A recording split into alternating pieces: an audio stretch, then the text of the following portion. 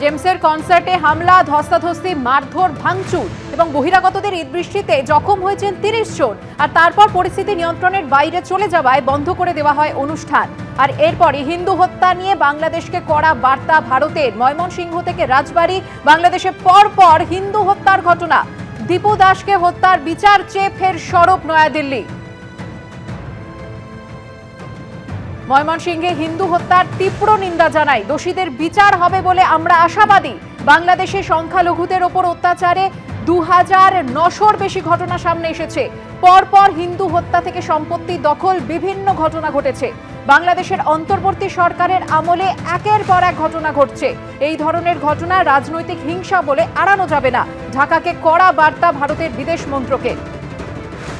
এ নিয়ে কথা বলবো আমাদের প্রতিনিধি পার্থপ্রতিম ঘোষের সঙ্গে। পার্থপ্রতিম, যে ছবি আমরা দেখলাম তাতে বাংলাদেশে আইন শৃঙ্খলা বলে আদৌ কিছু অবশিষ্ট আছে কিনা এই প্রশ্ন উঠছে। আর তারই মধ্যে ঢাকাকে কড়া বার্তা ভারতের।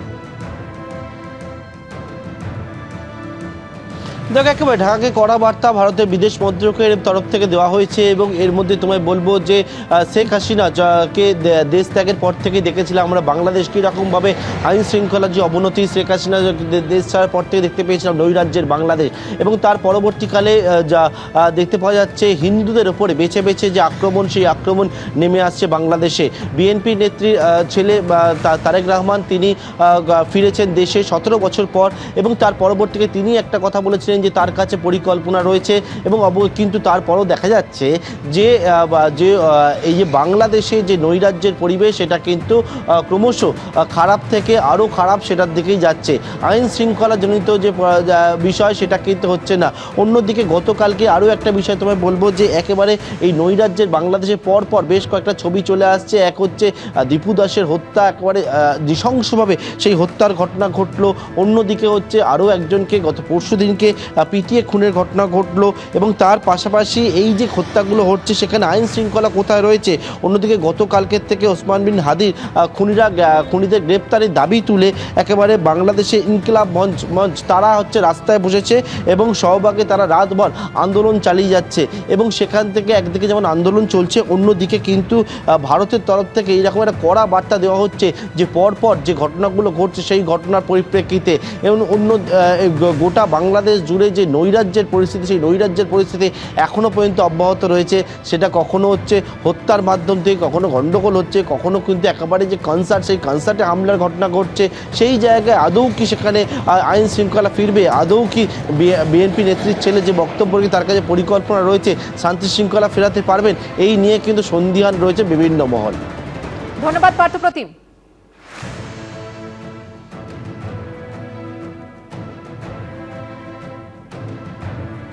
বিদেশ মন্ত্রকের মুখপাত্র কি জানিয়েছেন দেখুন।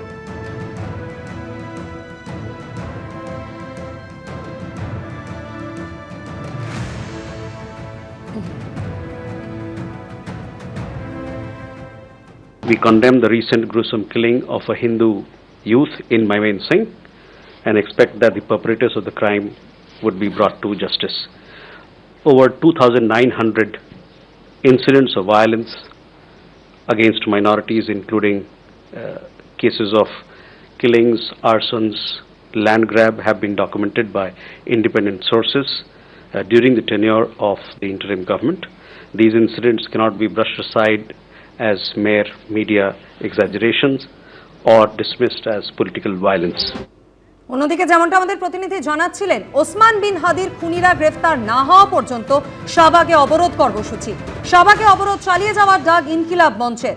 আমরা সারা রাত এখানে বসে থাকবো, সরকারের উপদেষ্টারা জনগণের সামনে এসে না দাঁড়ানো পর্যন্ত শাহবাগে অবরোধ চলবে। খুনিরা গ্রেফতার না হওয়া পর্যন্ত রাজপথে আন্দোলন চলবে, এমনটাই ঘোষণা ইনকিলাব মঞ্চের সদস্য সচিব আব্দুল্লাহ আল জাবেরের।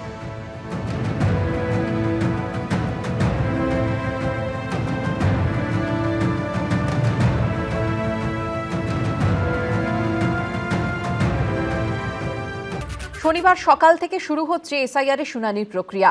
সংশ্লিষ্ট ভোটারের নাম চূড়ান্ত ভোটার তালিকায় উঠবে কিনা তা অনেকাংশে নির্ভর করবে এই শুনানি পর্বের ওপর। নির্বাচন কমিশন সূত্রে খবর, প্রাথমিক পর্যায়ে 32 লক্ষ ভোটারকে শুনানিতে ডাকা হবে। এদিন মুখ্য নির্বাচনী আধিকারিক জানিয়েছেন, রাজ্যের 294টি বিধানসভা কেন্দ্রের প্রত্যেকটিতে 11টি করে মোট 3234টি টেবিলে শুনানি হবে। কলকাতায় শুনানি হবে 121টি টেবিলে। এনুমারেশন পর্বের শেষে প্রকাশিত হয়েছে খসড়া ভোটার তালিকা। চূড়ান্ত ভোটার তালিকা প্রকাশিত হবে 14ই ফেব্রুয়ারি। তার আগে শনিবার সকাল থেকে শুরু হচ্ছে এসআইআর এর শুনানি প্রক্রিয়া। সংশ্লিষ্ট ভোটারের নাম চূড়ান্ত ভোটার তালিকায় উঠবে কিনা তা অনেকাংশেই নির্ভর করবে এই শুনানি পর্বের উপর। নির্বাচন কমিশন সূত্রে খবর, প্রাথমিক পর্যায়ে 32 লক্ষ ভোটারকে শুনানিতে ডাকা হবে। নো ম্যাপিং অর্থাৎ 2002 সালের ভোটার তালিকায় যাদের কোনো যোগসূত্র পাওয়া যায়নি তাদেরই প্রথমে ডাকা হবে শুনানিতে। ইতিমধ্যেই 4600 মাইক্রো অবজারভারকে নিজেদের দায়িত্ব বুঝিয়ে দিয়েছে সিও দপ্তর। শুনানির দায়িত্বে থাকবেন ইআরও এবং এইআরওরা। এদিন মুখ্য নির্বাচনী আধিকারিক জানিয়েছেন, রাজ্যের 294টি বিধানসভা কেন্দ্রে প্রত্যেকটিতে 11টি করে মোট 3234টি টেবিলে শুনানি হবে। কলকাতায় শুনানি হবে 121টি টেবিলে। শুনানির সময় ERO, এইআরও, BLO supervisor, micro observer এবং সংশ্লিষ্ট ভোটার ছাড়া আর কেউ থাকতে পারবেন না। শনিবার সকাল 10টা থেকে শুনানি শুরু হবে। তবে শুনানির সময় কোনো সিসিটিভি বা ওয়েবকাস্টিংয়ের ব্যবস্থা থাকছে না। শুনানি স্থলে ইআরও, এইআরও, মাইক্রো অবজারভার এবং সংশ্লিষ্ট ভোটার একটি রেজিস্টারে সই করবেন। পরে সেই ছবি আপলোড করা হবে। এনুমারেশন ফর্ম ও রেজিস্টারে থাকা ভোটারের সই মিলিয়ে দেখা হবে। অন্যদিকে সূত্রে খবর, শুক্রবার সাংসদ, বিধায়ক ও জেলা নেতৃত্বের সঙ্গে ভার্চুয়াল বৈঠকে অভিষেক বন্দ্যোপাধ্যায় বলেন, কারো নাম বাদ গেলে তাকে সরাসরি শুনানিতে নিয়ে যাবেন। যোগ্য ভোটারের যা যা প্রয়োজন তাই করবেন, একটা নামও যেন বাদ না যায়। ভোট দিয়েছে, ভোটার লিস্টে নাম উঠেছে, আবার গিয়ে তাকে ভোটের জন্য তার নিজের নাগরিকত্বের পরিচয় দিতে হবে। যখন সুপ্রিম কোর্ট বলছে যে ইসিআই কিন্তু নাগরিকত্বের পরিচয় দেওয়ার কোনো লোক নয়, সুতরাং তাকে আবার ডকুমেন্ট দেখাতে হবে, আবার যেতে হবে। এটা করছে বলে এই একটা ভয়ের ক্ষেত্র তৈরি হয়েছে, আর এর দায় সম্পূর্ণভাবে নির্বাচন কমিশনের। ভোটার তালিকা স্বচ্ছ হবে এই ভয় তৃণমূল পাচ্ছে, কারণ তৃণমূল কংগ্রেসের ভিত্তি হচ্ছে, ভোটে যে তার ভিত্তি হচ্ছে দিনের পর দিন এই মৃত ভোটার, এই অনুপ্রবেশকারী, এদের উপরে ভিত্তি করে দীর্ঘদিন ধরে তৃণমূল কংগ্রেস হিয়ারিং নিয়ে কেউ ভয় পাচ্ছে না। একমাত্র মমতা বন্দ্যোপাধ্যায়, অভিষেক বন্দ্যোপাধ্যায়, তৃণমূল কংগ্রেসের সমস্ত চর্চা চলছে না, কেউ ভয় পাচ্ছে না। শনিবার রাজ্যে প্রায় সব জায়গায় শুনানি শুরুর কথা, কিন্তু ডায়মন্ড হারবার এবং ফলতা বিধানসভায় শুনানি শুরু হয় শুক্রবারই। নির্বাচন কমিশন জানিয়েছে, পরবর্তীকালে নতুন ভোটারের নাম তোলার ক্ষেত্রে সিএ সার্টিফিকেট জমা নেওয়া হবে। এদিকে কাজে যোগ না দেওয়ার কথা জানিয়ে এদিন সিও দপ্তরে আসেন বেশ কয়েকজন মাইক্রো অবজারভার।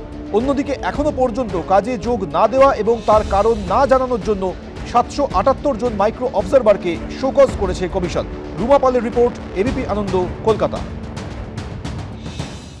এবিপি আনন্দ, এগিয়ে থাকে, এগিয়ে রাখে।